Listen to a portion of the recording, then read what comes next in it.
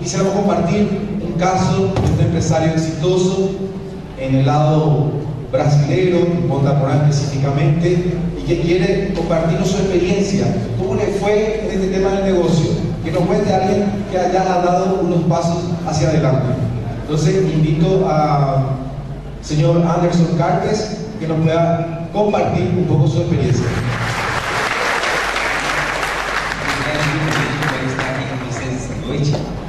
É uma honra, estou entre amigos. O Hélio Arce, ele fez curso já comigo, Alex Fábio, o professor Fernando da Universidade de Colômbia e tantas autoridades. E realmente a maioria de vocês não me conhecem. Mas eu gostaria de falar um pouquinho essa tarde, nesse final da tarde, com vocês. São pessoas que têm uma capacidade tão maravilhosa. E vocês são meus irmãos, brasileiros e paraguaios. Amo muito essa nação como se fosse a minha própria. Por isso mesmo escolhemos a cidade de Pedro Juan Caballero para que nossos filhos nascessem aqui. Assim fico muito triste em não poder falar em sua própria língua. Procurarei compensar essa minha falta grave falando de coisas da vida. Porque empreender é isso, é fazer as coisas da vida. E não importa a linguagem que usamos, as coisas da vida estão presentes em todos os lugares. No início da minha juventude, ouvi que há 3 tipos de pessoas no mundo: as que fazem as coisas acontecerem, as que veem as coisas acontecendo e aquelas que nem sabem o que está acontecendo. Ao longo da minha vida tenho me esforçado muito para fazer parte do primeiro grupo e fui convidado a falar para vocês hoje e compartilhar algumas dessas experiências. Quero falar apenas de 3 regras de minha vida que me ajudam bastante. Apenas 3 regras pessoais que eu escolhi. E essas são regras que eu escolhi seguir e que me são sempre úteis. Eu espero que sejam úteis para vocês também. A primeira delas aprendi com meu pai. Faz com que eu nunca fique acomodado. Diz assim: não se contente com a média, você pode mais. Não sou muito organizado também, não sou popular. Na escola, quando você é organizado, então tem como estudar bem para as provas e fazer bons trabalhos tirando boas notas. Quando você não é organizado, então precisa ser popular, para que todos queiram me ajudar com os trabalhos, com as matérias, até com os estudos. Mas no meu caso, como disse, eu não era popular, muito menos popular, então só me restava estudar. Foi o que fiz. Estudei muito em escolas públicas e particulares, fiz todo tipo de curso, visitei empresas e associações, aprendi a marcar boi e até fiz estágio na televisão. Me graduei em Ciência da Computação e hoje minha esposa e eu cursamos juntos no MBA Executivo lá na Fundação Getúlio Vargas, em São Paulo. Em nenhum desses lugares consegui ser perfeito, mas por onde quer que passei, não me contentei em ser apenas mais um. Não faço isso para competir com os outros, mas pouco a pouco fui entendendo cada vez mais que o estudo expande a alma. E estudar deixa mesmo a alma grande, melhor. Você se torna melhor não que os outros, até porque você sempre vai encontrar pessoas em seu caminho que sabem um pouco mais do que você sobre certas coisas. Mas se esforçar para fazer tudo bem feito tira você da multidão, da média, da mediocridade.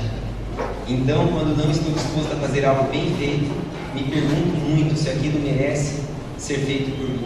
Por isso, não se contente com a média, você pode mais. É a primeira regra que sigo.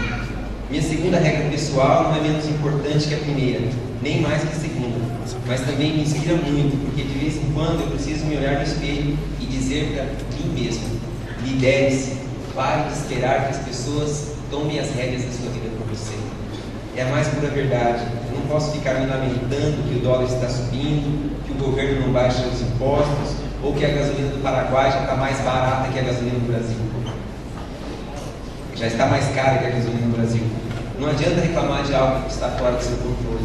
E se estiver sob seu controle, faça algo ao invés de reclamar. Eu gosto muito disso.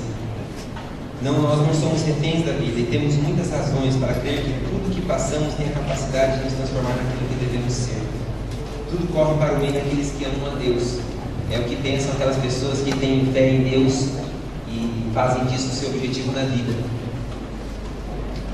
E aquelas pessoas que não acreditam em Deus, cabe o simples objetivo de ser um pouco melhor a cada dia. Seguindo essa ideia, quando jovem, uma citação de John Stein, eu gosto bastante. Ele fala assim: Em termos simples, um líder é alguém que sabe onde quer ir, levanta e vai. Já conheci muita gente que diz saber onde quer chegar, mas nunca se levanta do lugar. Escolhi não ser assim, pelo menos não sempre. Não dá para ser sempre assim, mas de vez em quando, tentem. A vida é como uma montanha russa. Nem sempre você está onde gostaria, mas é incrível como há pessoas que falam para você onde querem chegar e você acompanha tudo e vê que elas conseguem. O governador acabou de falar do seu Antônio. O Antônio é para mim uma dessas pessoas. O seu Antônio, que é o nosso vice-cônsul, porque ele realmente tem essa capacidade. Isso ele conseguiu com estudo, e todos vocês podem fazer o mesmo. Na verdade, vocês podem não apenas chegar lá, vocês têm essa capacidade de passar de lá.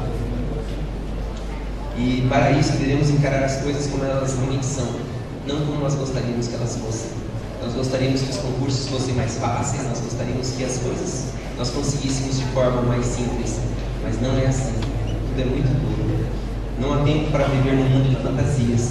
O trabalho e o estudo é o que fazem as engrenagens do mundo continuar girando. Isso é verdade no comércio, na ciência, como disse o governador agora há pouco, e também é o segredo nos esportes e nas artes.